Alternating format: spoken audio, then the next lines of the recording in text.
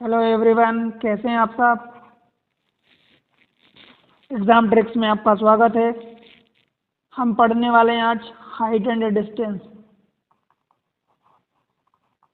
Height and distance, इसको हिंदी में बोलते हैं ऊंचाई एंड दूरी। ठीक है, ये एक्चुअली ट्रिग्नोमेट्री से जुड़ा हुआ टॉपिक होता है। ट्रिग्नोमेट्री मीन्स त्रिकोणमिति से जुड़ा हुआ टॉपिक होता है, जिसके बारे में हम पढ़ेंगे।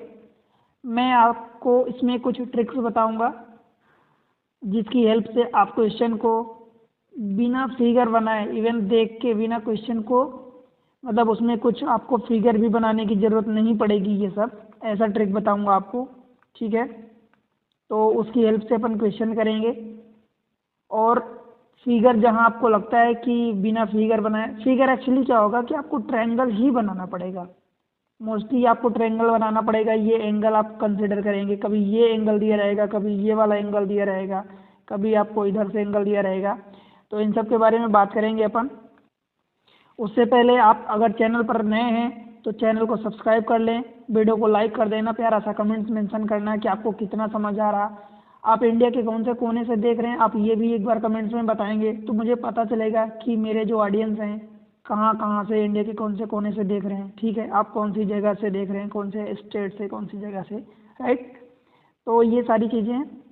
उसके बाद हम पढ़ेंगे, देखते हैं। ट्रायंगल बना लेते हैं सबसे पहले। देखो, सबसे पहले तो मैं आपको समझाऊंगा। तो एंगल, अगर जो भी एंगल, सपोज ये थीटा है, जो भी एंगल लेते हैं उस एंगल के सामने की साइड हमारी क्या होती है, ये लंब होती है। हिंदी में लंब, इंग्लिश में इसको परपेंडिकुलर बोलते हैं। ठीक है, जो भी एंगल कंसिडर कर रहे हैं, अगर एंगल ये ले रहे हैं तो ये वाली क्या हो जाएगी, परपेंडिकुलर साइड हो जाएगी, उसके सामने की साइड। ठीक है, जो एक सबसे बड़ी जो साइड होती है वो कर्ण होती है। कर्ण को हिंदी में, इंग्लिश में बोलते हैं हाइपोटेनियस। ठीक है, और जो तीसरी बची हुई साइड होती है वो हमारी आधार होती है। आधार, इसको इंग्लिश में बेस बोलते हैं। ठीक है, अगर देखो इसमें राइट एंगल ट्रायंगल, ट्रिग्नोमेट्री में जो राइट एंगल ट्रायंगल होता है उसका मतलब ये एंगल एक 90 डिग्री होता है। ठीक है, ये सारे एंगल 90 डिग्री होंगे, मतलब सारे मीन्स कि ये 3 एंगल। और एक पर्टिकुलर ट्रायंगल में बात करूं, त्रिभुज में बात करूं, तो एक ट्रायंगल जहां पर परपेंडिकुलर लाइन, परपेंडिकुलर नहीं मतलब ये दोनों जहां पर ऐसे परपेंडिकुलर मिलती हैं, वो परपेंडिकुलर का मतलब ही होता है कि 90 डिग्री। ठीक है, अब जो तीसरी साइड बचती है तो 2 ही एंगल बचते हैं। एक तो 90 डिग्री हो गया, क्योंकि ट्रायंगल में हम जानते हैं कि तीनों एंगल का सम, एंगल अगर मान लो लेट्स सो इनको अगर ए बी सी नाम दे दूं, तो angle A plus angle B plus angle C ये 180 डिग्री होता है, ये हम जानते हैं। एक एंगल अगर 90 डिग्री हो गया, दैट मीन्स कि बचे हुए 2 एंगल, अब कोई से भी 2 एंगल आपके नामनक्लेचर पर है, नामीकरण पर है कि आप क्या क्या नाम देते हैं। ठीक है, तो angle B plus angle C is equal to 180 minus 90 means 90 degree बचेगा। ठीक है, तो अगर ये एंगल थीटा है, ये 90 हो चुका है, दैट मीन्स कि ये वाला एंगल कितना बचेगा, ये 90 माइनस थीटा होगा। ठीक है, और अगर ये वाला एंगल आप ले रहे हैं तो ये एंगल, जो भी एंगल आप कंसिडर करेंगे उस एंगल के सामने की साइड ये क्या होगी, लंब होती है। एक तो बड़ी वाली साइड कर्ण होती है, कर्ण मतलब हाइपोटेनियस, लंब मतलब परपेंडिकुलर, तो तीसरी बची हुई साइड बेस हो जाती है, मतलब आधार। ठीक है, इतनी बात क्लियर हुई कि आपको। जब भी एंगल हम लेते हैं, अब मैं अगर आपको बात करूं कि आप साइन थीटा कोस थीटा, मतलब एक आपने ट्रिक देखी होगी LAL, मैं बताया भी हूँ उसके पहले, डबल KA, ये हिंदी वालों के लिए ट्रिक है। इंग्लिश वालों के लिए होती है लंब मतलब परपेंडिकुलर, PB H और ये आधार, आधार मतलब बेस। ठीक है, हिंदी वालों के लिए ये ट्रिक होती है, इंग्लिश वालों के लिए ये। देखो, L मतलब लंब हो गया, आधार हो गया A, L मतलब लंब, K मतलब कर्ण हो गया, और ये A मतलब आधार हो गया। ये पहला वाला साइन होता है, दूसरा वाला कॉस होता है, तीसरा वाला टैन होता है। आप टैन का उल्टा जानते हैं कि कॉट होता है, तो टैन का उल्टा कॉट हो जाएगा, ये इधर से सेक हो जाएगा, क्योंकि कॉस का उल्टा का क्या होता है, सेक होता है, और साइन का उल्टा कोसेक होता है, तो इधर से कोसेक होता है। ठीक है, इसका साइन का मतलब ये होता है कि लंब बटे कर्ण, कॉस का मतलब आधार बटे कर्ण, टेन का मतलब लंब बटे आधार, एक्चुअली ये बटे है। ठीक है, फिर कॉट का मतलब होता है कि आधार बटे लंब, सेक का मतलब कर्ण बटे आधार, कोसेक का मतलब कर्ण बटे लंब। ऐसे इधर भी होता है, इंग्लिश में भी आप साइन कोस, ये टेन हो जाता है, फिर ये वाला कॉट हो जाता है, ये सेक हो जाता है, और ये कोसेक हो जाता है। ठीक है दोस्त, इतनी बात क्लियर हुई क्या आपको? अगर इतनी बात क्लियर है तो वीडियो को लाइक कर दो, और अभी चैनल को सब्सक्राइब कर देना अगर नए हैं तो। अभी अपने दोस्तों के साथ शेयर कर दो। ठीक है दोस्त, आप लोग शेयर नहीं करते हो यार, सब आपको सपोर्ट तो करना पड़ेगा ना भाई। आप सपोर्ट करोगे तभी तो चैनल में मैं आपको मोटिवेट होके आपके लिए वीडियो और नई नई ट्रिक्स लाऊंगा। ठीक है, ये चीज़ें हो गई। हाइट एंड डिस्टेंस जो भी हम पढ़ रहे हैं टॉपिक, इसमें मैं आपको क्या करूँगा, ये चीज़ें कम से कम यूज़ करवाऊँगा। मैं क्या यूज़ करवाने वाला हूँ, देखो इसमें मेनली हम 3 टाइप के क्वेश्चन पढ़ेंगे, 3 टाइप के, मतलब टाइप 1, टाइप 2, टाइप 3। ठीक है, देखो क्वेश्चन में ज़्यादा कंसीडर करता हूँ, आपके सामने पुट करता हूँ, तो वीडियो इसके चक्कर में थोड़ा सा लेंदी हो जाती है, क्योंकि मैं चाहता हूँ कि आपको ज़्यादा प्रैक्टिस करवा दूँ, ताकि आपकी मेहनत बाद वाली काम हो जाए और आप एग्ज़ाम में बेहतरीन परफॉर्म करो। ठीक है, इसलिए डिपेंड करता है कि वीडियो अगर लेंदी हो रही है तो थोड़ा सा मतलब क्वेश्चन ज़्यादा हो जाते हैं। ठीक है, अगर मैं 2 क्वेश्चन करवा दूँ, 1 क्वेश्चन करवा दूँ और बस फंडे बता दूँ, तो फंडे बताने से आपके पूरे कॉन्सेप्ट, जब तक हम क्वेश्चन करते हैं तभी आपके क्लियर होंगे कॉन्सेप्ट। ठीक है, और क्वेश्चन नहीं करते तो ऐसा लगता है कि हमने कॉन्सेप्ट सीख लिया, अब उनका अप्लीकेशन कैसे करेंगे, अप्लाई कैसे करेंगे क्वेश्चन में। ठीक है, इसलिए वीडियो थोड़ी सी लेंदी हो जाए तो टेंशन मत लेना। ठीक है, आराम से देखो, सीखो, आपको सीखना है मेन। ठीक है, देखो हम क्या करने वाले हैं, मैं आपको ये बताने वाला हूँ कि जब भी आपको एंगल दिया है, मान लो एंगल दिया तो स्टैंडर्ड एंगल देता है जनरली 30 डिग्री, 60 डिग्री, एक एंगल तो 90 होना ही है, क्योंकि राइट एंगल ट्रायंगल ही लगेगा। या तो इस फॉर्म में देगा, या तो आपको एक 90 एंगल दे दिया और बाकी बचे हुए दोनों एंगल 45 45 दे दिया। ठीक है, अगर ऐसा देता है, अगर ये देता है तब क्या करोगे, देखो इन साइड का रेशियो 30 के एंगल की साइड 1 होगी, 60 के सामने की साइड, देखो ये हमेशा ध्यान रखना, ये सामने की साइड होती हैं, ये 60 डिग्री जहाँ एंगल बनेगा उसके सामने की साइड, और 90 डिग्री के सामने की साइड ये 2 होती है। ठीक है दोस्त, अभी भी इनमें देखोगे तो पाइथागोरस थ्योरम लग जाएगी। 1 का स्क्वायर 1, √3 का स्क्वायर 3, और 2 का स्क्वायर 4, तो 1 + 3 कितना हो जाएगा 4, और ये 2 का स्क्वायर 4 बराबर है, पाइथागोरस थ्योरम लग रही। इसमें भी लगेगी 1 1, और ये √2 हो जाएगा। ठीक है, जब एंगल आपका 45 45 90, एक एंगल तो 90 है ही सही, क्योंकि राइट एंगल ट्रायंगल कब लगता है दोस्त, पाइथागोरस थ्योरम में ही लगता है। ठीक है, तो पाइथागोरस थ्योरम मतलब राइट एंगल ट्रायंगल, मतलब एक एंगल तो 90 होना ही है। क्लियर हुई इतनी बात? ठीक है, अगर सेम एंगल दिया है तो उनके सामने की साइड भी सेम हो जाएगी। ठीक है, अगर एंगल 30 दिया है तो देखो छोटे एंगल के सामने की साइड छोटी, बड़े एंगल के सामने की साइड बड़ी, और √3 की वैल्यू आप जानते हो 1.4 के करीब होती है, 1.41। ठीक है, अब इससे बड़ा तो 2 होगा ना, तो एंगल भी तो बड़ा है। अब मैं अगर यहाँ पर आपको ट्रायंगल बता के समझाऊँ, देखो मान लो कि लेट से ये वाला 30 दिया है, 30 डिग्री, ये 90 तो होना ही है, क्यों, क्योंकि परपेंडिकुलर है, तो ये 90 हो गया, तो 2 एंगल का सम कितना बचा, सिर्फ 90 बचा। अब ये 90 में से ये 30 हो गया, तो ये वाला कितना बचेगा, 60 बचेगा। ठीक है, अब देखो अगर 30 एंगल है तो 30 एंगल के सामने की साइड कितनी होगी, ये 1 होगी। दरअसल ये जो भी है ये रेशियो में है दोस्त, हमेशा ध्यान रखना ये रेशियो में होता है। ठीक है, रेशियो में होता है। 30 के एंगल के सामने की साइड 1 हो गई, 60 के एंगल के सामने की साइड ये होगी ना, देखो 30 के एंगल के सामने की साइड ये वाली होगी, 60 के सामने की साइड ये वाली होगी, तो ये कितनी होगी, √3 होगी, और 90 के सामने की साइड ये वाली होगी कर्ण, मतलब ये कितनी होगी, 2 होगी। समझ आई बात? अगर मैं यहाँ पर ये एंगल लेट से कि मान लो ये बेस है, आपने ये बना दिया और ये बना दिया, अब आपको ये साइड और ये साइड अगर इक्वल है तो एंगल ये भी इक्वल होगा, और ये 90 तो होना ही है। ठीक है, अब बचा 90 डिग्री, अब 90 में से ये दोनों एंगल बराबर हैं, तो मतलब 45 डिग्री ये भी होगा, 45 डिग्री ये भी होगा। बताओ भाई समझ आया क्या? अब जब एक एंगल इक्वल है तो इसके भी सामने की साइड, इसके भी सामने की साइड इक्वल होगी, और इन दोनों का परफेक्ट आप स्क्वायर निकालोगे तो ये ट्रू हो जाएगा स्क्वायर रूट के अंदर। ठीक है, यही चीज़ें गिवन है, देख लो। ये चीज़ें आपको ध्यान रखनी है, एक तो ये चीज़ें याद रखनी है, ठीक है, ये एंड ये, ठीक है, इन्हीं को हम अप्लाई करेंगे। और दूसरी चीज़ आपको क्या याद रखनी है, देखो ट्रिग्नोमेट्री में या यूँ कहूँ कि हाइट एंड डिस्टेंस में ट्रिपलेट्स होते हैं। ट्रिपलेट्स का मतलब कि जिनमें पाइथागोरस थ्योरम लग जाती है।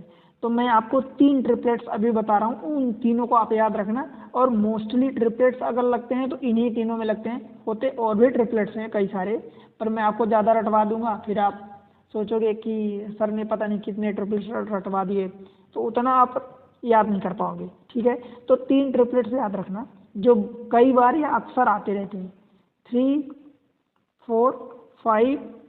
दूसरा ट्रिपलेट्स है 5, 12, 13। तीसरा ट्रिपलेट्स है 7, 24, 25।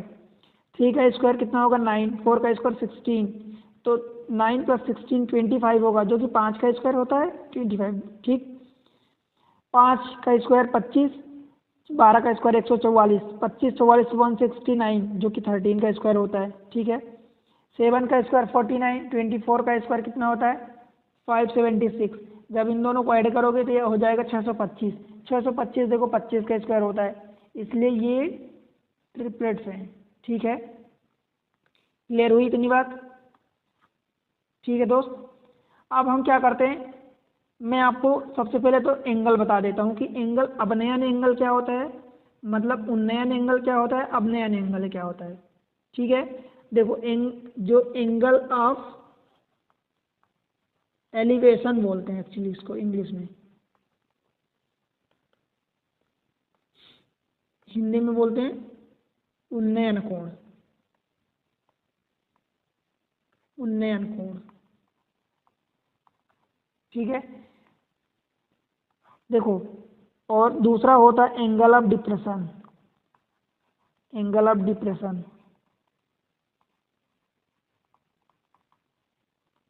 इसको हिंदी में बोलते हैं अवनमन कोण। ठीक है, ये हमेशा ध्यान रखना कि एंगल ऑफ एलिवेशन, इसमें क्या होता है, ऑब्जर्वर जो होता है वो जमीन पर होता है, या जब भी मतलब जो ऑब्जेक्ट होता है, ऑब्जेक्ट मतलब हमारा जो बिंदु, मतलब जिस पर हम फोकस कर रहे हैं, वो हमारा धरती से ऊपर रहेगा। मतलब जो ऑब्जर्वर मतलब हम और आप हो गए, हम और आप से ऊपर, हमेशा ऑब्जेक्ट हम आप से ऊपर होता है। ऑब्जेक्ट जो होता है मतलब कि जिसको ऑब्जेक्ट को हिंदी में क्या बोलते हैं, आई थिंक मुझे याद नहीं आ रहा। जो ऑब्जेक्ट होता है वो हमसे और आपसे हमेशा ऊपर होगा। ठीक है, ऑब्जेक्ट हमेशा ऊपर होता है इसमें, अबव द हाइट। ठीक है, ऑब्जेक्ट हमेशा हमसे आपसे ऊपर होता है। तो जब मान लो ऑब्जेक्ट यहाँ है, हम आप यहाँ हैं, तब तो हम यहाँ से एंगल देखेंगे इसको, तो यहाँ पर कोई एक एंगल बनेगा, और वो जो एंगल यहाँ पर बनता है, ऑब्जेक्ट ये है, ठीक है, हम आप उसके नीचे हैं, और जब नीचे हैं तो हमारी आंखों पर जो भी एंगल बनेगा, हम जब उसको देखेंगे तो हमारी एंगल पर जो भी एंगल बनेगा हमारी आंखों के साथ पास, वो हमारा एंगल होता है एलिवेशन का। समझ आई बात? एलिवेशन मतलब उन्नयन कोण। समझ आई बात इतनी? और डिप्रेशन वाले में क्या होता है, जब भी ऑब्जेक्ट हमारा यहाँ हो जाएगा और हम आप ऊपर हो जाएंगे, तो जब भी हम उसको देखेंगे तो ऊपर से नीचे देखेंगे, तो नीचे से देखेंगे तो हमारा एंगल यहाँ से बनेगा, ये वाला एंगल। ध्यान रखना, देखो मैं मेन पॉइंट्स आपको बोल रहा हूँ, कभी भी भूलना मत। एंगल हमेशा, चाहे एलिवेशन का एंगल हो चाहे डिप्रेशन यानी अवनमन का एंगल हो, हमेशा हॉरिजॉन्टल से बनता है। देखो इसमें एंगल इधर से नहीं बना है, या यूं कहो कि ये वर्टिकल लाइन थी तो वर्टिकल इधर से नहीं बना, आपको एंगल इधर से बना है। ये हॉरिजॉन्टल लाइन है तो आपका एंगल इधर से बना है। ठीक है, इसमें हॉरिजॉन्टल लाइन ये है, ये वाली तो वर्टिकल लाइन होगी, हॉरिजॉन्टल लाइन ये है तो हॉरिजॉन्टल लाइन से एंगल बनेगा, ये एंगल। अब जब ये एंगल मान लो थीटा होगा तो ये भी एंगल थीटा होगा। क्यों? अल्टरनेटिव एंगल होते हैं, आपने पढ़ा है अल्टरनेटिव एंगल। क्योंकि अगर मान लो ये दो लाइन है तो ऐसे हम ब्रेक करते हैं, तो ये वाला अगर एंगल थीटा है तो ये भी एंगल थीटा होता है। ये अल्टरनेट एंगल होते हैं जो जेड फॉर्म में होते हैं, ये और ये एंगल। ठीक है, समझ आई बात? तो ध्यान रखना हमेशा कि अगर ये वाला एंगल आपको दिया है अपनयन एंगल, तो आपका यही एंगल ये भी हो जाएगा अल्टरनेट एंगल। ठीक है, ठीक दोस्त। और अगर आपको ये दिया है और एंगल हमेशा हॉरिजॉन्टल से लिए जाते हैं, चाहे अवनमन हो चाहे डिप्रेशन हो, दोनों एंगल हमेशा हॉरिजॉन्टल लाइन से लिए जाते हैं, कंसीडर किए जाते हैं। वो देगा नहीं कि हॉरिजॉन्टल लाइन से, पर आपको कंसीडर करना पड़ेगा कि हॉरिजॉन्टल लाइन से ही बनेंगे। हॉरिजॉन्टल का मतलब क्षैतिज रेखा जो धरती पर होती है, ऐसे प्लेन पर होती है क्षैतिज रेखा, उसको हॉरिजॉन्टल लाइन बोलते हैं। क्लियर है? फिर दूसरी चीज़ क्या बची? बस कुछ नहीं बचा। अगर ये एंगल देखो थीटा हो गया तो ये एंगल थीटा कैसे होगा? ये एंगल थीटा तो ये वाला 90 माइनस थीटा, और ये 90 है ही सही, तो ये 90 माइनस थीटा, तो ये बचा हुआ एंगल थीटा हो गया। ठीक, और क्या बचा इसमें? और कुछ नहीं बचा। फिर एक और केस दे देता है कि मान लो एक ये पोल है, लेट से ये पोल है, अब ये कहीं इस हाइट से पर्टिकुलर या इस हाइट से मान लो टूट के ज़मीन पर गिर गया, तो अगर ये दोनों हाइट बराबर होती, मान लो अगर ये बीचों बीच से टूटता, तब तो ये ज़मीन पर ना इधर टिकता ना इधर, डायरेक्ट यहीं पर आके चिपक जाता, इधर से यहाँ से ये सीधी लाइन बराबर आके इस पर चिपक जाती। परंतु बराबर से नहीं टूट रहा, तो बराबर से जब नहीं टूटेगा तो ऊपर वाला हिस्सा कुछ बड़ा होगा, तो ज़मीन पर ऐसे कुछ आके गिरेगा, और ऐसे गिरेगा तो फिर यहाँ से एंगल देगा या फिर इधर से एंगल देगा। फिर आपको इनमें से बोलेगा कि जो मान लो लेट से टावर था, तो टावर की हाइट कितनी होगी? तो टावर की हाइट एक्चुअल में ये और ये वाला जो टूट के हिस्सा इधर गिरा, ये वाला हिस्सा, तो ये और ये इन दोनों को जोड़ोगे तो टावर की हाइट आ जाएगी। ठीक है, समझ आ रहा ना? ये चीज़ें बस आपको पढ़नी है, बस इतनी चीज़ें। आई थिंक आपको मैं समझा दिया हूँ। अब क्वेश्चन पर चलते हैं डायरेक्ट। देखो क्वेश्चन नंबर 1 क्या बोल रहा? कोई पतंग एक डोरी से जुड़ी हुई है, डोरी की लंबाई कितनी है? लंबाई आपको ज्ञात करना है जब पतंग की ऊंचाई 90 मीटर है। ठीक है, पतंग की ऊंचाई 90 मीटर है और डोरी जमीन के साथ 30 डिग्री का कोण बनाती है। देखो जमीन के साथ मतलब हॉरिजॉन्टल बोल दिया। ठीक, देखो ये मैं ट्रायंगल बना दिया हूँ आपके लिए। बिना ट्रायंगल के भी अपन क्वेश्चन करेंगे। देखो बिना पेन उठाए करेंगे, पहले आपको समझा दूँ। डोरी की लंबाई आपको बतानी है, तो मान लो पतंग यहाँ है तो डोरी की लंबाई यहाँ से निकालेंगे। ठीक है, दूसरी चीज़ जमीन के साथ 30 डिग्री का एंगल बना रही, तो ये जमीन के साथ 30 डिग्री का एंगल बन गया। पतंग यहाँ से मान लो हम आप यहाँ पर हैं, ठीक है, पर्सन यहाँ पर है और यहाँ पर पतंग की ये लंबाई है। पतंग ऊपर तो उड़ती नहीं, पतंग आप देखे होगे तो कभी आपको वर्टिकल थोड़ी उड़ती है कि आप यहाँ खड़े हो तो आपके ऊपर उड़ेगी ऐसे पतंग यहाँ तो नहीं उड़ती।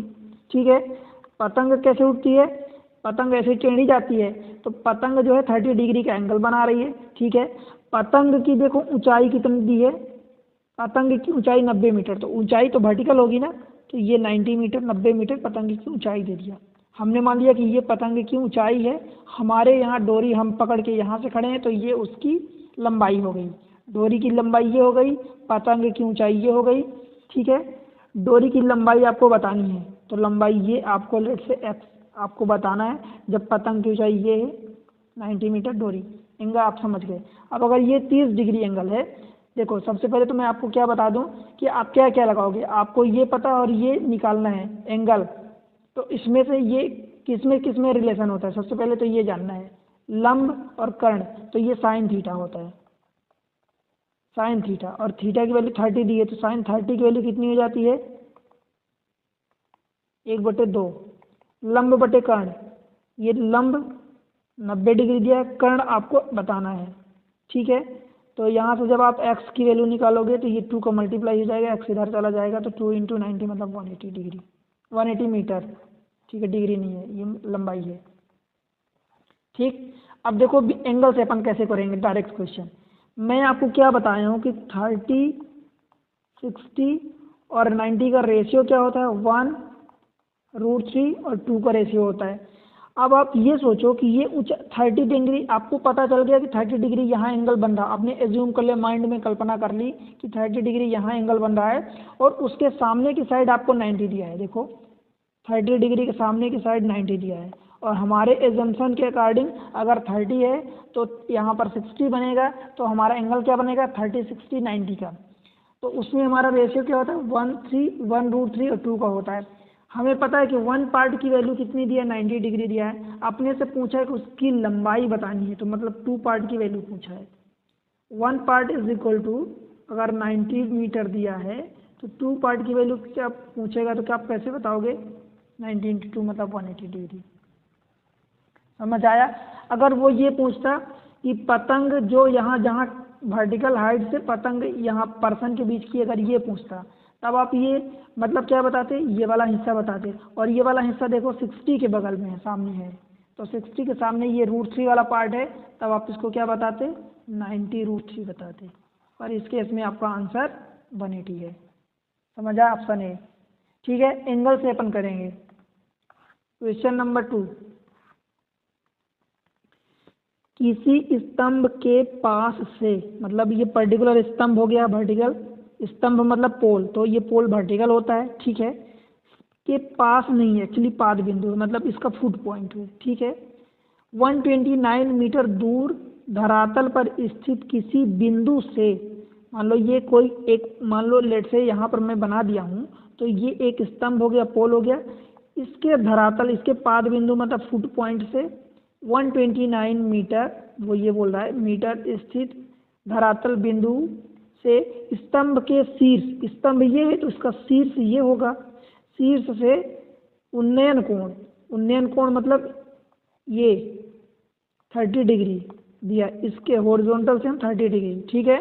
स्तंभ की ऊंचाई बतानी है आपको। अब आप इमेजिन करो माइंड में कि ये 30 डिग्री दिया है, ठीक है, और ये 29 डिग्री दिया है, 30 के सामने की ये साइड है, मतलब ये √3 होगी, तो √3 पार्ट माइंड में आपको एज्यूम करना है कि √3 पार्ट बराबर 129 है, तो आपको क्या बताना है स्तंभ की ऊंचाई मतलब 1 पार्ट बताना है, और 1 पार्ट मतलब √3 का डिवाइड कर दोगे, बस 129 में से √3 का डिवाइड कर दो, बस आपको आंसर आ जाएगा। √3 ऊपर कट जाएगा क्या, तो इसको आप क्या लिख सकते हो 3 × 3 × 4 = 12, 3 × 3 = 9 अपन √3, ये कटेगा तो इसमें 2 √3 होते हैं, कि आपको पता है कि 3 को हम क्या लिख सकते हैं √3 × √3, और ये डिवाइड में एक है तो एक कट जाएगा, मतलब 43 √3। कुल मिला के आपको क्या करना है, माइंड का गेम है। देखो 1 पार्ट बराबर √3 पार्ट बराबर आपको 129 दिया है, ये √3 पार्ट दिया है, ठीक है।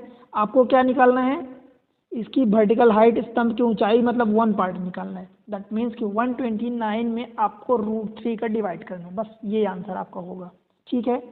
चलिए अगले क्वेश्चन पर। क्वेश्चन नंबर 3, जब एक ध्वज स्तंभ मतलब वर्टिकल पोल होगा, ठीक है, ये ऐसा स्तंभ 50 फीट लंबा हो, मतलब इसकी लंबाई 50 फीट दी है, ठीक है, उसी समय 6 फीट लंबे किसी व्यक्ति की छाया 4 फीट है। मान लो मैंने ये ध्वज स्तंभ बना दिया, इसकी 50 फीट है, लंबा है, इसकी छाया लेट से x बन गई, ठीक है। उसी समय टाइम सेम है तो हाइट भी उसी रेशियो में बनेगी, मतलब परछाई जो होती है, छाया मतलब परछाई उसी रेशियो में बनती है जो पर्टिकुलर उस दूसरे व्यक्ति के लिए या पोल के लिए बनी है, ठीक है। उसी समय ये टाइम सेम है, 6 फीट लंबे व्यक्ति, मान लो कि मैं इसको 6 फीट लंबा व्यक्ति बोल दिया, उसकी छाया 4 फीट बनती है, तो ये 4 फीट है, ये 2 बार टाइप हो गया है, तो 4 फीट है, ठीक है। तो ध्वज स्तंभ की ऊंचाई आपको ज्ञात करनी है। एक सेकेंड, देखो ध्वज स्तंभ की छाया 50 फीट दिया है, तो 50 फीट ये दिया है, एक्चुअली ये 50 फीट दिया है, और ये आपको लेट से ऊंचाई h मान लिया आपने, ये आपको फाइंड करना है, ठीक है। 6 फीट लंबे किसी व्यक्ति की छाया 4 फीट दिया है। क्लियर हुई इतनी चीज़। अब आपको क्या करना है, देखो 2 सिमिलर ट्रायंगल है, कैसे सिमिलर हैं, देखो ये 90 डिग्री बन रहा है, कॉन्ग्रुएंट ट्रायंगल है, ठीक है। तो सिमिलर ट्रायंगल है तो आपको बस सिमिलरिटी लगानी है, height upon this is equal to this upon this, अथवा हाइट अपॉन इसकी हाइट बराबर इसकी लेंथ अपॉन इसकी छाया, मतलब दोनों की छाया। या तो आप h, देखो मैं क्या कह रहा हूँ, या तो आप h/50 इज इक्वल टू 6/4। देखो जब भी ऐसे हम करस्पॉन्डिंग रेशियो लगाते हैं तो उनकी करस्पॉन्डिंग साइड्स ऐसे ही रखते हैं, मतलब इसकी हाइट अपॉन इसकी डिस्टेंस, तो ये सिमिलर हो गया। मतलब हाइट देखो, हाइट अपॉन इसकी this much upon is equal to this much upon this much, मतलब इसकी हाइट देखो आमने सामने है, ये आमने सामने है। अथवा इसी को आप ऐसा कह सकते हो, इसकी हाइट अपॉन इसकी हाइट, पहले वाले की हाइट अपॉन दूसरे वाले की हाइट। तो पहले वाले की ही आप छाया रखोगे पहले, अपॉन दूसरे वाले की छाया, ये 4 ऐसा ही रखोगे, चाहे आप इसको कर लो चाहे इसको कर लो। आपको h निकालना है, तो देखो h इज इक्वल टू, इस 50 का इधर मल्टीप्लाई हो जाएगा तो 50 इंटू 6, 2 को काटोगे, आप काट दो बस आंसर सेम आएगा। 50 इंटू 6 डिवाइडेड बाई 4, 2 से काटोगे तो ये 3 कट जाएगा, एक 2 बचेगा, तो उस 2 को काटोगे ये, दैट मीन्स कि 25 इंटू 3 मतलब 75। ठीक है, ऑप्शन बी। इधर से निकालोगे तो इस 6 का फिर मल्टीप्लाई होगा, तो देखो 50 इंटू 6 डिवाइडेड बाई 4, सेम चीज़ आ गई यहाँ से जो आया था। 4 से काटोगे तो 2 3 जा, और 2 से 25 मतलब 75। ठीक है दोस्त, तो आप ऐसे कंफ्यूज मत होना कि इसको हम किसको करें, बस करस्पॉन्डिंग करना है। आप ऐसा नहीं करोगे कि इसकी हाइट पहले ले लिए और इसकी छाया बाद में ले लिए, मान लो 50, तो फिर इसकी छाया पहले रखो, नहीं ये गलत हो जाएगा। पहले इसकी हाइट लिए तो पहले इसकी हाइट ही लेनी पड़ेगी फिर उसकी छाया, मतलब ये करस्पॉन्डिंग होना चाहिए। ठीक है, चलिए अगले क्वेश्चन पर।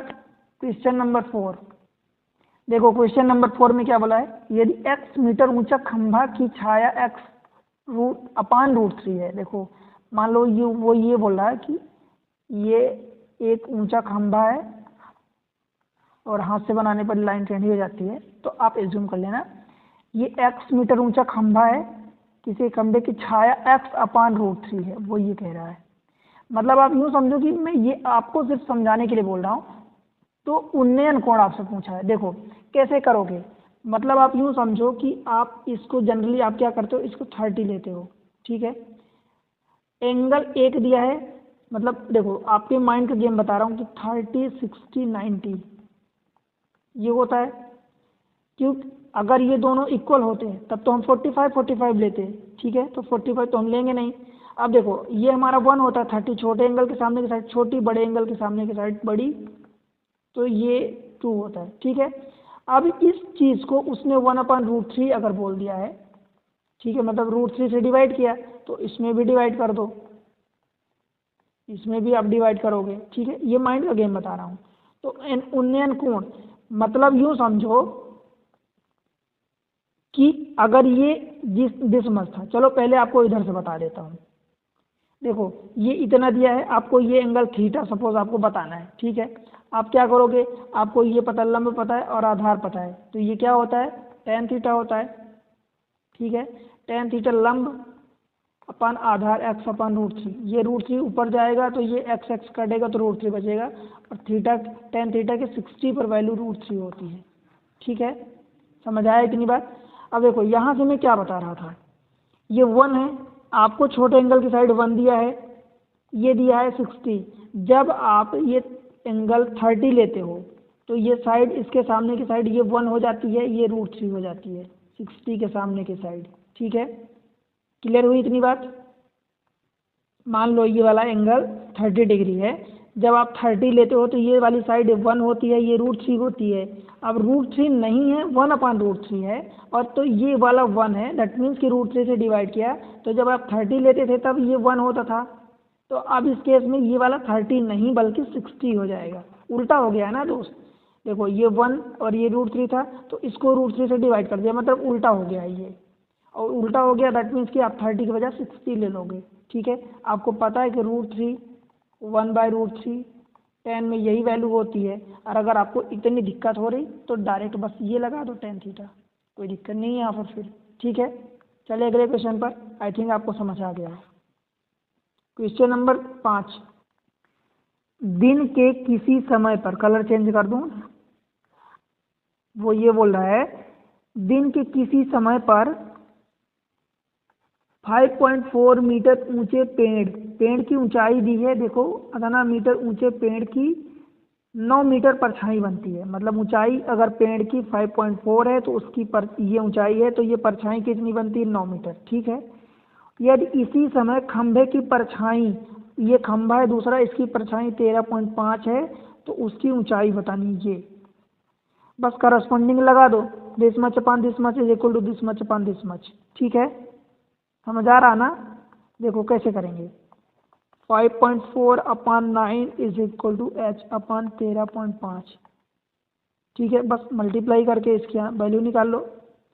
9 छक्का 54 मतलब 0.6, इसमें मल्टीप्लाई कर दो तो देखो कैसे हो जाएगा। h इज इक्वल टू 13.5 को आप क्या लिख सकते हो? 13.5 इंटू 0.6 मल्टीप्लाई कर दो। 6 पंचे 30, कैरी 3, 6 3 18, 3 21, हासिल 2, 6 कम 6 2 8, 2 बाद के डेसिमल लगाए तो 8.1। बताओ ऑप्शन ए। समझ आया क्या? मतलब एक की ऊंचाई दूसरे की एक की ऊंचाई परछाई दिया है, किसी एक की ऊंचाई या परछाई दे, दो में से एक दे देगा।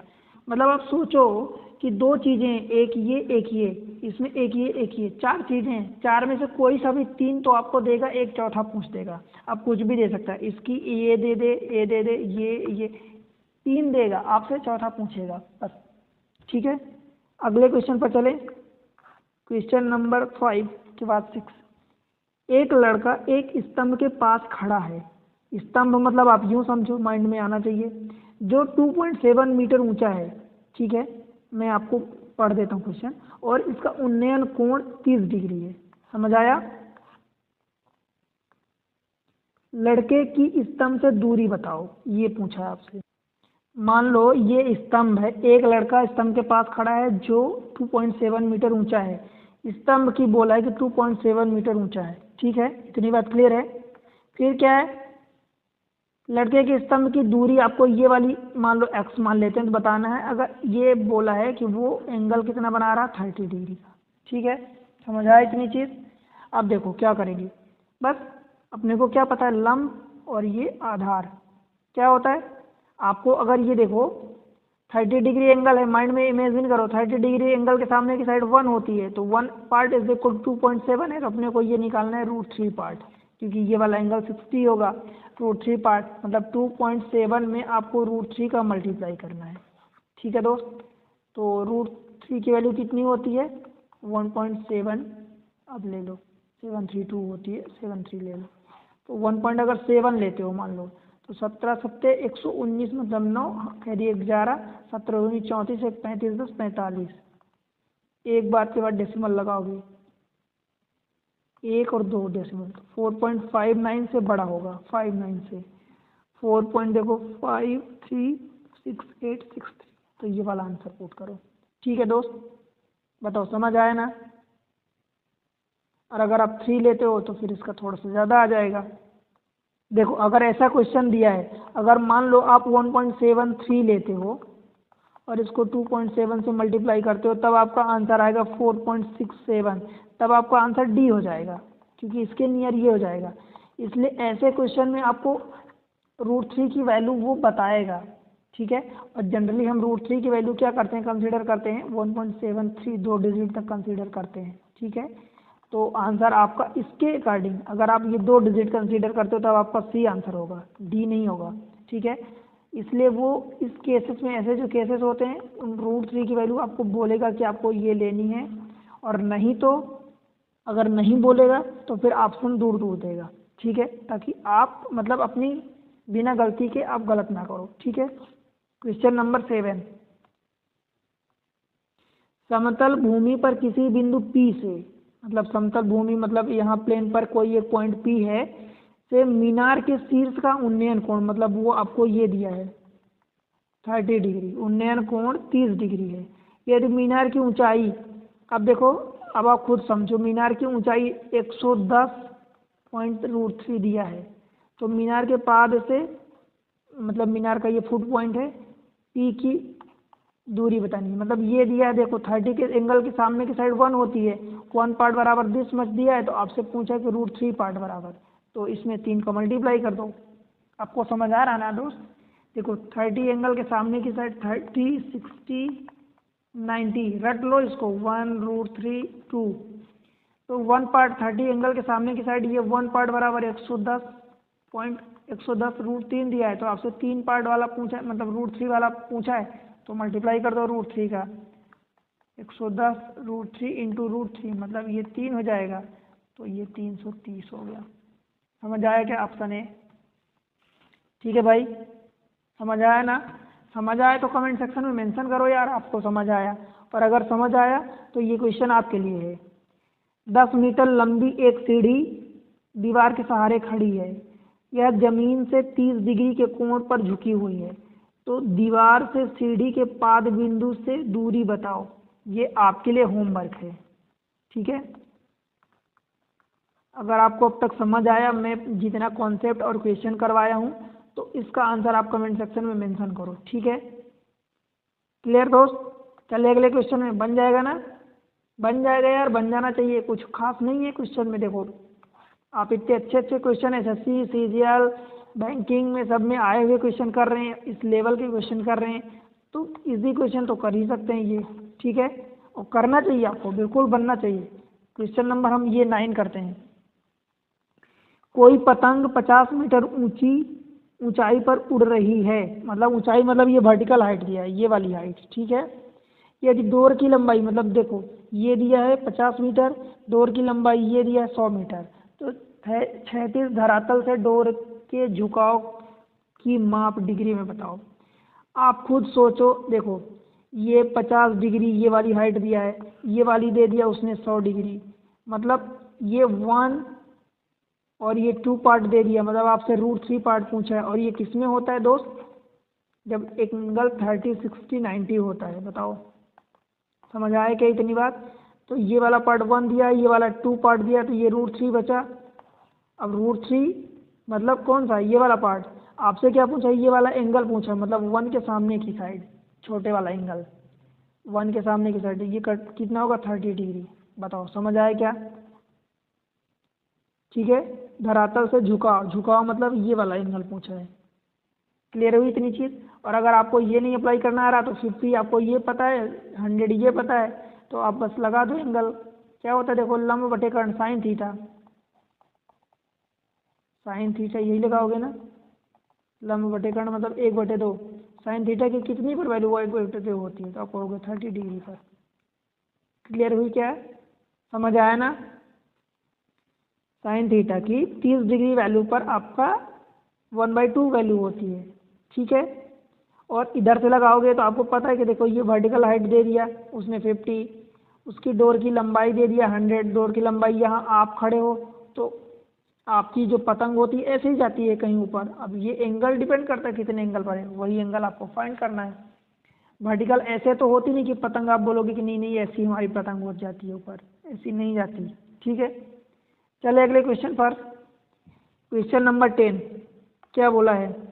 यदि किसी मीनार की छाया इसकी ऊंचाई की √3 गुनी है। मतलब क्या बोल रहा? छाया √3 गुनी है, मतलब ये वाली छाया हो गई, ये ऊंचाई हो गई मीनार की, मतलब ये 1 हो गई, ये √3। तो आपको बताना है मीनार के शीर्ष का उन्नयन कोण, मतलब ये वाला बताना है एंगल। अब आपको बताओ, ये 30, अगर एंगल ये छोटा होगा 1√3, मतलब ये एंगल छोटा है, 1 के सामने के एंगल छोटा होता है, मतलब ये 30 डिग्री। बताओ भाई समझ आया क्या? कैसे? 30, 60, 90, देखो 1√3 2। आपसे बोला है कि मीनार की जो ऊंचाई है उसकी छाया, ऊंचाई की √3 गुना उसकी छाया है, ठीक है? क्लियर हुआ? क्वेश्चन नंबर 11, 1.2 मीटर लंबी एक लड़की 3.62 मीटर लंबी दीवार के ऊपर केवल सूर्य को देख पाती है, तो उससे 2.42 मीटर दूर है। जो उससे 2.42 मीटर दूर पर है, सूर्य का उन्नयन कोण बताना है आपको। वो ये बोल रहा है देखो कि लड़की एक है, 1 पॉइंट, देखो फिगर लाइन अच्छी नहीं बने तो कोई वो इतना माइंड मत करना। 1.2 मीटर एक लड़की है, एक लड़की 3.62 मीटर एक लंबी दीवार है, तो हम उससे लंबी एक दीवार बना देते हैं जो एक ही बेस पर होंगी, क्योंकि ग्राउंड पर ही दोनों वहाँ से बनेगा। तो मान लो कि लेट से हम ये मान लेते हैं, तो ये वाला हिस्सा ये बराबर होगा, ये 1.2 है, और ये टोटल जो दीवार की ऊंचाई है ये कितनी दी है आपको, 3.62। तो दोस्त ये वाला हिस्सा कितना बचेगा, 3.62 में से 1.2 माइनस कर दोगे तो ये वाला हिस्सा कितना बचेगा, 2.42 मीटर। ठीक है, इतना बचेगा। और देखो जो उससे 2.42 मीटर दूरी पर है, मतलब ये वाली डिस्टेंस कितना दिया है, 2.42। ये और ये दोनों इक्वल हो गए। अब बताओ ये एंगल कितना बचेगा, ये एंगल और ये एंगल दोनों 45 के होंगे, क्योंकि ये दोनों साइड इक्वल हो गई। तो और ये तो 90 होना ही है। ठीक है, सूर्य का उन्नयन कोण ये देखो, यही पूछा है आपसे, 45 डिग्री। बताओ कोई दिक्कत है क्या, क्योंकि ये दोनों साइड एंगल अगर ऐसा है तो ये साइड 1 तो ये √2, तो ये साइड और ये साइड कब इक्वल होंगी, जब 45 पे एंगल बनेगा। tan 45 में ही 1 होता है ना वैल्यू। ठीक है, तो ये हो गया। और आपको नहीं पता तो देखो बस ऐसा लगा लो, tan थीटा बराबर दिस मच लंब और बटे कर्ण, tan थीटा लंब बटे आधार, सॉरी लंब बटे आधार। तो बस लगा लो 1/1 मतलब 1, और tan की 45 पर वैल्यू 1 होती है। ठीक है, तो 45 आंसर हो गया। समझ आया दोस्त। चले अगले क्वेश्चन पर। क्वेश्चन नंबर 12, एक लंबे खंभे की भूमि पर परछाई की लंबाई 24 मीटर है। मतलब लंबा है कोई खंभा, उसकी परछाई 24 मीटर है। यदि उसी समय सूर्य के उन्नयन का कोण साइन थीटा बराबर दिया है, अगर टी है, कोण टी दिया है, उन्नयन कोण टी है। ठीक है, वो ये दिया है आपको, अगर कोण टी है। ठीक है, और साइन थीटा बराबर दिया है ये 5/13। साइन थीटा बराबर लंब बटे कर्ण होता है, यही होता है ना, लंब और बटे कर्ण। और ये उसने दिया है, अगर ये 5 और 13 ये हो गए तो आपका जो मैं ट्रिपलेट से रटवाया हूँ कि 5, 12, 13, दो साइड 5 और 13 दे दिया, मतलब ये तीसरी साइड 12 बचेगी। तो 12 पार्ट बराबर अगर 24 है, 12 पार्ट, या आप इसको कहो कि 12 यूनिट बराबर अगर 24 दिया है, देखो तो 1 यूनिट बराबर 2 हो जाएगा। ठीक है दोस्त, 1 यूनिट बराबर 2। आपसे पूछा क्या है, खंभे की ऊंचाई पूछा है, मतलब ये 5 पार्ट 5 यूनिट, 1 यूनिट बराबर 2 है, तो 5 यूनिट बराबर कितना हो जाएगा, 5 × 2 10। समझ आया क्या। देखो एसएससी में आए हुए क्वेश्चन है, मतलब आप इनका लेवल समझ सकते हो। आप ट्रिक से कर रहे हो तो इसलिए फटाफट हो रहे हैं। ठीक है, समझ आया ना दोस्त। देखो ट्रिपलेट इसीलिए मैं रटवाया हूँ, 5, 12, 13। अब 5, 13 दे दिया तो 1 12 होगा, और 12 पार्ट बराबर आपको 12 यूनिट या 12 पार्ट को बराबर 24 दिया है, मतलब 1 यूनिट बराबर 2 हो गया। तो 5 यूनिट आपसे पूछा है, मतलब 5 × 2। ठीक, चले अगले क्वेश्चन पर। क्वेश्चन नंबर 13, दीवार के सहारे लगी हुई एक सीढ़ी भूमि के क्षैतिज से 60 डिग्री का कोण बनाती है। दीवार, मान लो ये दीवार है, इस पर सीढ़ी कैसे लगेगी, ऐसे सीढ़ी लगेगी। ये वाली सीढ़ी क्षैतिज से, हमेशा क्षैतिज से ही एंगल बनाती है 60 डिग्री। यदि सीढ़ी का निचला सिरा, मतलब ये वाला सीढ़ी ऐसे लगेगी, तो सीढ़ी का ये निचला सिरा दीवार से 10 मीटर दूरी पर, मतलब ये वाला पार्ट दे दिया, तो सीढ़ी की लंबाई क्या होगी, मतलब सीढ़ी की लंबाई ये आपसे पूछा है, कर्ण पूछा है। ठीक है, हाइपोटेनस पूछा है। बताओ कौन सा एंगल लगेगा। ये 60 डिग्री है, ये अपने को पता है और ये पता है। बताओ जल्दी बताओ भाई, आधार बटे कर्ण क्या होता है, cos थीटा होता है, और cos 60 की वैल्यू मतलब sin 30 की वैल्यू मतलब 1/2, और ये क्या होता है, आधार और बटे कर्ण h, आपने जो माना h = 2 × 20, 2 × 10 मतलब 20 डिग्री, 20 मीटर। ठीक है, समझ आया क्या। ये वाला h नॉट दिस, तो आपसे 20 मीटर, तो ये आंसर आ गया। अब आप इसको सोचो कि एंगल से कैसे करोगे। देखो 60 डिग्री बन गया, मतलब आपको क्या दे दिया एक्चुअल में 60 डिग्री, मतलब √3 पार्ट बराबर आपको 60 दे दिया है। 60 डिग्री ये क्या दिया है आपको 10 दिया है, 1 √3 और ये 2 होता है। √3 पार्ट बराबर 10 दिया है आपसे, और आपसे पूछा क्या है 2 पार्ट पूछा है। ठीक है, नहीं ये गलती मत करना पिछले वाले क्वेश्चन जैसे। 60 पार्ट देखो ये एंगल 60 बना तो ये 30 बनेगा, तो 30 के सामने की साइड आपको दिया है, मतलब 1 पार्ट बराबर आपको दिया है 10 दिया है, ये वाला ये 10 दिया है, गलती मत करना दोस्त। और आपसे 1 पार्ट बराबर 10 दिया है और आपसे 2 पार्ट पूछा है, मतलब ये वाली देखो कर्ण पूछा मतलब 2 पार्ट होता है, तो 1 √3 और ये 2। ठीक है, एंगल ध्यान रखना एंगल के सामने की साइड होती है, ये 30 के सामने 1 जो लिखा है, तो ये 30 एंगल जहाँ भी बनेगा उसके सामने की साइड 1 हमने माना है। ठीक है, ये हो गया। चले अगले क्वेश्चन पर, क्वेश्चन नंबर 14। आशा और सुमन मिट्टी के किलो, मतलब आशा और सुमन नाम के 2 मिट्टी के किला हैं, ठीक है, की ऊंचाई 9 सेंटीमीटर और 16 सेंटीमीटर है। मान लो ये आशा 9 और ये सुमन कितना है 16, 2 किले हैं, तो किले बेस से होंगे तो बेस तो सेम होगा, तो अगर ये 9 है तो इतना वाला पार्ट ये भी 9 हो जाएगा और ये बचा हुआ पार्ट 7 हो जाएगा। ठीक है, उनके शीर्ष एक दूसरे से 25 सेंटीमीटर की दूरी पर हैं, तो इसका शीर्ष ये होगा, इसका शीर्ष ये होगा, इन दोनों को मिला दो, इन दोनों के शीर्ष जो है 25 सेंटीमीटर की दूरी पर है। फिर 2 किलो के बीच की दूरी, मतलब दोनों किलो के बीच की दूरी, मतलब ये डिस्टेंस आपको बतानी है। अब भाई बताओ 25 ये दिया है 7 ये दिया है, तो मैं आपको एक बताया हूँ ट्रिपलेट 7 24 25 का। ठीक है, 7 और 25 दे दिया, मतलब ये वाला पार्ट 24 हो जाएगा। बताओ, ऑप्शन है ऑप्शन डी। समझ आया क्या?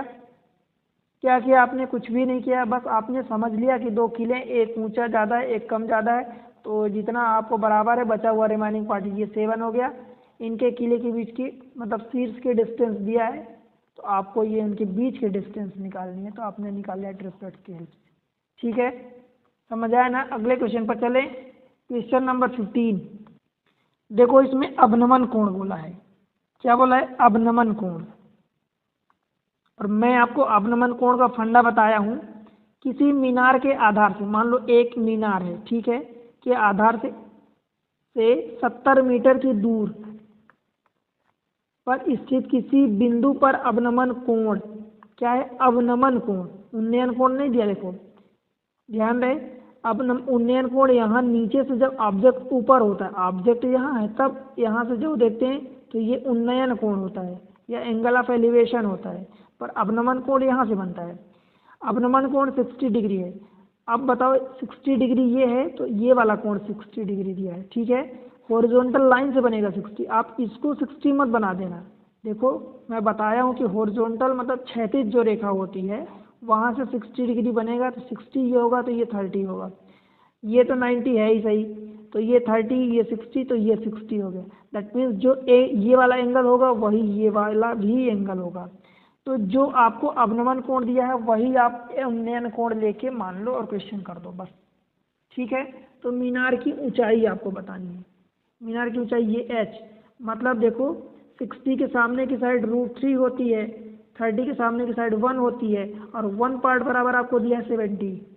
ठीक है, 1 पार्ट बराबर आपको 70 दिया है, √3 पार्ट पूछा है, तो मतलब 70√3 आपका आंसर हो जाएगा। 70√3 कहाँ है? डी। समझ आया क्या? बताओ भाई। मीनार से 70 मीटर दूरी पर, तो मीनार ये थी, 70 मीटर दूरी ये दिया है, ठीक है। अवनमन कोण मतलब अवनमन जो दिया है वही आप उन्नयन मान के कर लो, ठीक है। मीनार की ऊंचाई मतलब ये √3 वाला 60 डिग्री है, तो 60 के सामने की साइड √3 होती है, √3 पार्ट आपसे पूछा है, ठीक है। 1 पार्ट बराबर 70 दिया है, तो √3 पार्ट बराबर 70√3। क्लियर है? समझ आया दोस्त? समझ आया ना?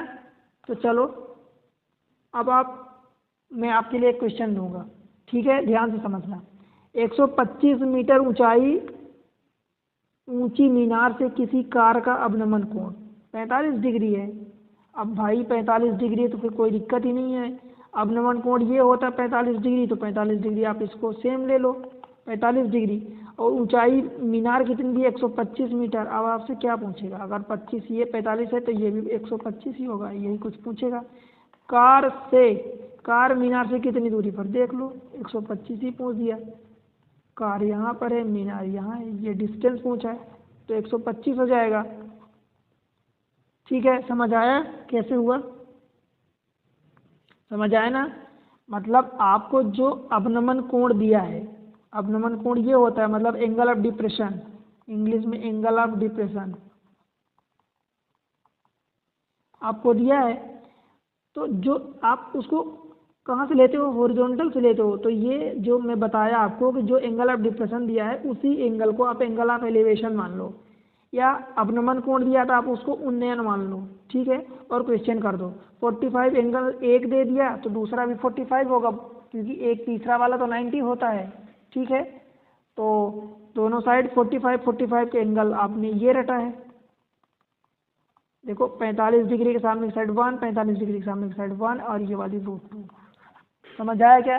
तो आपसे एक 45 दिया है और एक साइड पूछा है, एक 125 दिया है तो दूसरी भी 125 होगी और ये वाली 125 √2 होगी।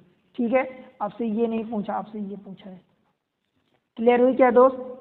चले अगले क्वेश्चन पर, क्वेश्चन नंबर 17। किसी खंभे के आधार से, खंभा मतलब वर्टिकल ही होगा। बस आपको मुझे लगता है, देखो आपको दिक्कत कहाँ होती होगी, आपको समझने में होती होगी खंभा है तो खंभा को हम वर्टिकल ही क्यों मानेंगे। आपके कहीं माइंड में ऐसा तो नहीं आता कि खंभा है तो खंभा को हम वर्टिकल क्यों मानते हैं, खंभा को अगर ज़मीन पर लेटा दें।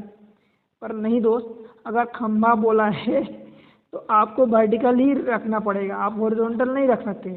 क्योंकि ये मुझे हंसी इसलिए आ रही क्योंकि मैं भी जब पढ़ता था ना तो मुझे लगता था उस टाइम में बचपन में कि अगर खंभा दिया है तो खंभा को मैं ज़मीन पर क्यों नहीं गिरा सकता, अगर ज़मीन पर गिरा दिया तो फिर ये वर्टिकल हाइट की जगह हॉरिजॉन्टल ये डिस्टेंस हो जाएगी। तो मुझे लगता है कि आपको यहाँ पर कन्फ्यूज़न नहीं होना चाहिए, क्योंकि अगर खंभा बोला है तो वो ज़मीन पर आप रख दोगे तो फिर उसको खंभा नहीं कुछ और बोलेंगे, मतलब वो कुछ और हो जाएगा। और जनरली हम खंभे का मतलब या पिलर का मतलब या जो स्तंभ होता है उसको हम वर्टिकल ही समझते हैं, मतलब ज़मीन पर खड़ा हुआ होना चाहिए। ठीक है, तो किसी खंभे के आधार से 80 मीटर दूरी पर, तो खंभा अगर ये है वर्टिकल ये, तो खंभे का आधार से 80 मीटर मतलब ये डिस्टेंस दिया उसने 80 मीटर दूरी पर स्थित पत्थर का अवनमन कोण। अब यहाँ पर मान लो पत्थर है 80 मीटर दूरी पर, तो इसका अवनमन कोण, तो अवनमन कोण मतलब वो आपको ये वाला दिया एंगल तो आप यही एंगल मान लो, और ये 30 डिग्री बोल दिया। तो खंभे की ऊंचाई, अब देखो इसके सामने की साइड ये 1 है और ये 1 पार्ट पूछा है और आपको ये √3 होगा, तो √3 पार्ट बराबर कितना दे दिया 80 मीटर दे दिया है। ठीक है, देखो √3 पार्ट बराबर आपको 80 मीटर दे दिया है, आपसे पूछा 1 पार्ट, तो 80 में √3 का डिवाइड कर दो, बस आंसर हो जाएगा। तो क्या करोगे 80 में √3 का डिवाइड कर दिया आपने। ठीक है, अब आपके पास ऐसा ऑप्शन नहीं दिया तो √3 का ऊपर नीचे मल्टीप्लाई कर दो, तो ये वाला 3 हो जाएगा और ऊपर √3 मतलब 80 √3/3, ऑप्शन सी। बताओ भाई समझ आया क्या। ठीक है दोस्त, देखो मैं sine theta cos theta tan theta sec theta cos theta cosec theta बार बार नहीं लगा रहा हूँ, क्योंकि आपको ये सब अप्लाई नहीं करना दोस्त। मैं तो आपको ये सुझाव दूंगा कि आप इतनी प्रैक्टिस कर लो कि ये आपको फिगर भी ना बनाना पड़े। पर अगर आपको लगता है कि फिगर ना बनाने से आपका कहीं ना कहीं सिली मिस्टेक हो रही है, सिली मिस्टेक आप कर रहे हो, तो फिर फिगर बना लो। ठीक है, क्योंकि 2 सेकंड अगर आप ज़्यादा लगा देते हो, 1 सेकंड ज़्यादा लगा देते हो, और उसके एवज में अगर आपका क्वेश्चन ही गलत हो जाए तो पॉजिटिव आने के बजाय नेगेटिव में चले जाओगे, तो बेहतर है कि आप 1-2 सेकंड ज़्यादा दे दो।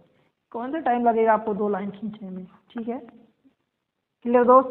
चलिए अगले क्वेश्चन पर, क्वेश्चन नंबर 18। समुद्र तल से 20 मीटर ऊंचाई पर, मतलब समुद्र तल नीचे होता है, 20 मीटर ऊंचाई पर स्थित किसी प्रकाश घर, ये समुद्र तल है 20 मीटर ऊंचाई पर प्रकाश घर, तो कहीं ऊंचा होगा 20 मीटर, तो ये दे दिया 20 मीटर ऊंचाई पर स्थित किसी प्रकाश घर के शीर्ष से, प्रकाश घर का ये शीर्ष है, से अवनमन कोण, तो बस जो आपको अवनमन ये वाला एंगल दिया आप वही वाला एंगल उन्नयन ले लो 30 डिग्री। ठीक है। प्रकाश घर के आधार से जहाज कितनी दूरी पर है, मतलब ये डिस्टेंस आपसे पूछा है। 30 डिग्री के सामने के साइड 1 और 1 पार्ट बराबर 20 आपको दे दिया, तो √3 पार्ट आपसे पूछा है। बताओ 20 √3 हो जाएगा। बताओ भाई कोई दिक्कत? 20 √3 नहीं दिया कहीं आंसर में? ये 20 √3 है ऑप्शन ए। ठीक है, समझ आया? क्लियर हुआ दोस्त? ठीक है, अगले क्वेश्चन पर चलें।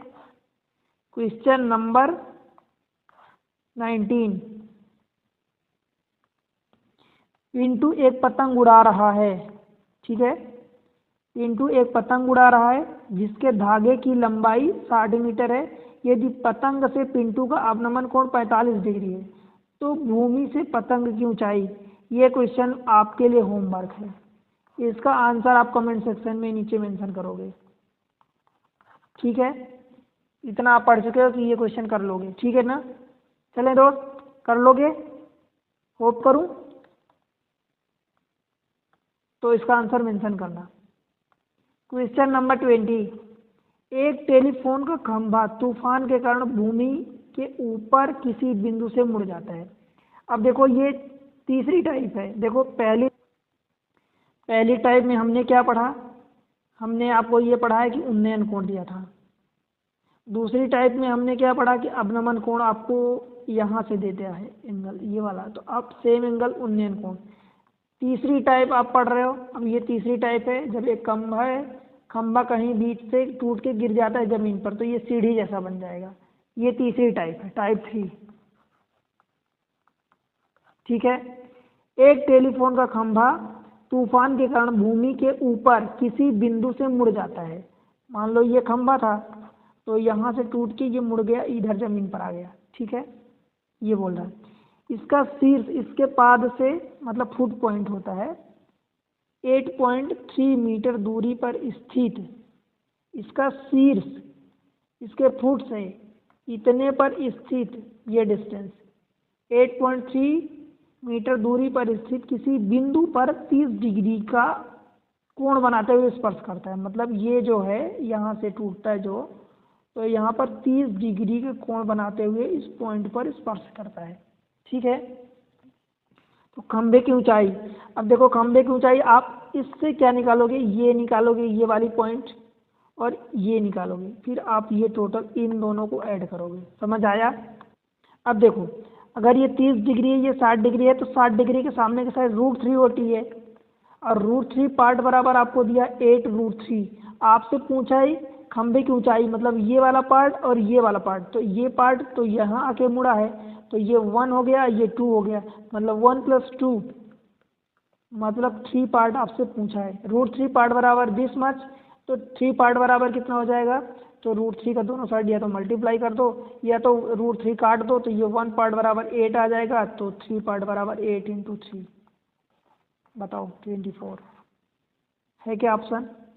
बताओ भाई समझ आ रहा है क्या? ऐसा तो नहीं है कि आपको समझ नहीं आ रहा। ठीक है, कमेंट सेक्शन में बताओ, और वीडियो अच्छे लग रहे हैं तो लाइक करो, अभी अपने दोस्तों को शेयर कर दो दोस्त, और चैनल पर पहली बार है तो सब्सक्राइब जरूर कर लेना। ठीक है, क्योंकि इसी से मुझे एनर्जी मिलती है, मोटिवेशन मिलता है, और मैं आपके लिए नए नए ट्रिक्स लाता हूँ। चलें अगले क्वेश्चन पर। क्वेश्चन नंबर 21 क्या बोला है इसमें? टेलीफोन का एक खंभा तूफान के कारण शीर्ष से टूटकर इसके आधार से 20 मीटर की दूरी पर स्थित किसी बिंदु से 30 डिग्री का कोण बनाता है। लो आपके लिए होमवर्क छोड़ दूं, बस डाटा बस चेंज किया हूँ। देखो एंगल वही है, 20 मीटर दिया है, जो पिछली बार 8√3 दिया था, इस बार 20 मीटर दे दिया है।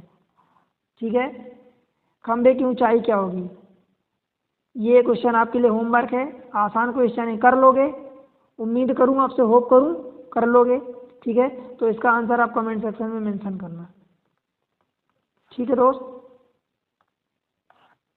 क्वेश्चन नंबर 22 और दिस इज लास्ट क्वेश्चन। देखो टूटे हुए एक पेड़ का शीर्ष पेड़ की जड़ से 45 मीटर की दूर 60 डिग्री के कोण पर भूमि को स्पर्श करता है, तो पेड़ की कुल ऊंचाई, मतलब ये पेड़ था, यहाँ से कहीं से टूट गया और ये जमीन पर आके टच कर दिया, ठीक है। और देखो क्या बोला, शीर्ष पेड़ की जड़ से, तो पेड़ की जड़ ये होगी, जड़ से 45 मीटर की दूरी, तो मतलब ये डिस्टेंस 45 दिया है ये वाली। और बोल रहा है कि 60 डिग्री के कोण को पर स्पर्श करता है, तो ये 60 डिग्री दे दिया। अब देखो ये 30 होगा, 30 डिग्री के सामने की साइड 1, और 1 पार्ट बराबर आपसे 45 दे दिया है, 1 पार्ट बराबर आपको 45 मीटर दे दिया है।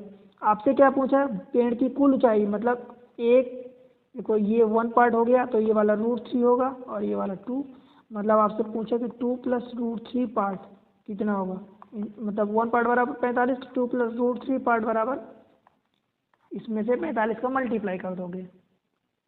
आप इसको सॉल्व कर सकते हो। देखो 45 दूनी 90 + 45 √3, मतलब 90 + 45 इंटू इसकी वैल्यू ले लो 1.73, इसमें मल्टीप्लाई करो, बस यही आंसर होना चाहिए आपका। देखो अगर 1.7 लेते हैं सपोज, तो 17 × 5 = 85, कैरी 8, 17 × 4 = 68 और 8 66, मतलब इससे तो आंसर ज़्यादा ही आएगा, क्योंकि आपने 0.3 अभी मतलब ये 3 तो कंसिडर नहीं किया। तो 90 और 66 156.5, इससे बड़ा ऑप्शन देखो एक ही ऑप्शन है, ठीक है। तो इस तरीके से आपको कैलकुलेट करना है। अगर आप यूं करने चले गए कि 45 में 1.73, तो ये फिर 3 डिजिट का नंबर हो जाएगा, फिर आपको इसको मल्टीप्लाई करने में थोड़ा सा डिफ़िकल्ट हो सकता है, थोड़ा सा टाइम कंज्यूमिंग हो सकता है, मुश्किल से आपको 5 से 5 सेकंड के आसपास ज़्यादा टाइम ले लेगा। और ज़्यादा टाइम आप समझ सकते हैं एग्ज़ाम में कितना इम्पोर्टेंट होता है, ठीक है।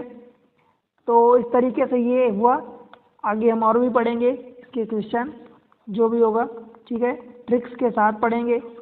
आप ध्यान रखना, मैं कंक्लूड कर रहा हूँ एक बार फिर से। हमने क्या क्या पढ़ा, एंगल ऑफ एलिवेशन पढ़ा। एलिवेशन ज़मीन से जब ऑब्जर्व, मतलब हमारा जो ऑब्जर्व होता है वो ऊपर होता है, हम नीचे होते हैं, तो एंगल ऑफ एलिवेशन यहाँ पर बनता है, एंगल ऑफ एलिवेशन, इसको उन्नयन कोण बोलते हैं, ठीक है। जब ऑब्जर्व नीचे होता है और ऑब्जर्वर मतलब हम और आप ऊपर होते हैं, तो ऊपर से जब देखते हैं तो हॉरिजॉन्टल यानी क्षैतिज के साथ जो एंगल बनता है उसको एंगल ऑफ डिप्रेशन बोलते हैं, ठीक है। और इसको अवनमन कोण बोलते हैं हिंदी में, अवनमन या अवनयन, ठीक है। दूसरी चीज़ क्या होती है कि हमने पढ़ा कि 30 डिग्री, 60 डिग्री और 90 डिग्री, इनकी साइड जो सामने की साइड होती है, इनके सामने की साइड क्या होती है, 1:√3:2 होती है, ठीक। और अगर ये एंगल 45 डिग्री और 90 डिग्री का रेशियो है, तब इनके सामने की साइड 1:1:√2 होती है, ये हुआ। और हमने क्या पढ़ा, ट्रिपलेट्स पढ़ा हमने, 3, 4, 5, और क्या पढ़ा था हमने ट्रिपलेट्स में, 5, 12, 13, और क्या पढ़ा था, 7, 24, 25। दोस्त हमेशा ये ध्यान रखना कि ये इसमें के लगा होता है, मतलब ये 3K, 4K, 5K। अब के मतलब यहाँ पर 2, 1 तो आप जनरली देख ही रहे हो, अगर के की वैल्यू 1 रखोगे तो ये 3, 4, 5 हो जाएगा। और अगर के की वैल्यू आप 10 रखो, सपोज 2 रख दिया, तो ये 6, 8 और 10 हो जाएगा। तब भी ये इसी का ट्रिपलेट्स है, ठीक है, क्योंकि 2 जब कॉमन सब में है तो 2 आप कॉमन ले लोगे तो ये 3, 4, 5 ही तो बचा। ऐसे इन सब में के लगा होता है, सब में, ठीक है। तो के का मतलब कि इनमें इतने का पर्टिकुलर मल्टीप्लाई हो रहा है सारे नंबर्स में, ठीक है। आपसे ऐसा दे दे कि 10, 24, 26, तो आप पहचान ही ना पाओ, तो जो भी कॉमन दिखे कॉमन ले लो, फिर आपको समझ में आ जाएगा कि ये 5 है, ये 12 है और ये 13 है, तो ये हमारा ट्रिपलेट्स बन गया। समझ आया ना। तो इस तरीके से एग्ज़ाम ट्रिक्स पर बने रहें। इस चैनल पर आपको एग्ज़ाम के रिगार्डिंग डिफरेंट ट्रिक्स मिल रही हैं, और ऐसी ट्रिक्स मिल रही हैं कि एग्ज़ाम में आप फोड़ के आओगे, बेहतरीन करके आओगे। जो जो जिस टाइप से जिस टाइप के क्वेश्चन, जिस टॉपिक पर क्वेश्चन या ट्रिक्स आप यहाँ सीखोगे, मैं बता रहा हूँ ढूंढ ढूंढ के आप वो क्वेश्चन करोगे एग्ज़ाम में, ढूंढ ढूंढ के क्वेश्चन, ठीक है। तो यहाँ पर बने रहें।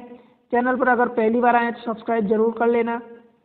और क्या करना है, आपको वीडियो पसंद आते हैं तो लाइक करना। जो क्वेश्चन आपसे पूछे जा रहे हैं उनका आंसर कमेंट सेक्शन में ज़रूर देना, ठीक है।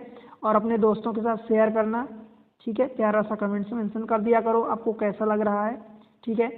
यहाँ से मुझे मोटिवेशन मिलता है और मैं और आगे वीडियो अच्छे ट्रिक्स के साथ आपके लिए बना पाऊँगा, ठीक है। मिलते हैं किसी लेक्चर में अगले, अभी इसके बाकी लेक्चर, तब तक के लिए बाय बाय।